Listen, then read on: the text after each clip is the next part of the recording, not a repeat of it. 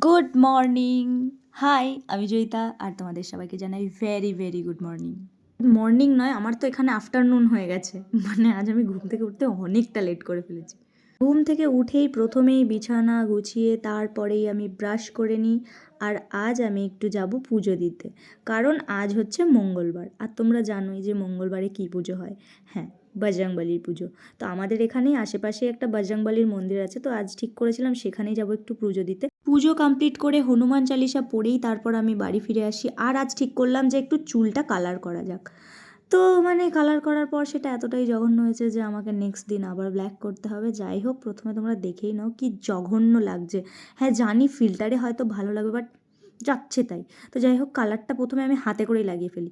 তারপরে হাতটার যা অবস্থা হয়, মানে সেটা ওঠাতে ওঠাতেই আমার হয়ে গেছে। তারপরে হেয়ার কালার করেই আমি খাওয়া দাওয়া কমপ্লিট করে নিয়েছিলাম। আর ফিল্টার দিয়ে তো হেয়ার কালারটা বেশ সুন্দরই লাগছিলো, কিন্তু বাস্তবে এটা একদমই সুন্দর লাগছিল না। যাই হোক, তারপরে আমি টিউশন পড়াতে চাই, এসেই এসআইআর এর ফর্ম জমা দিতে চলে যাই।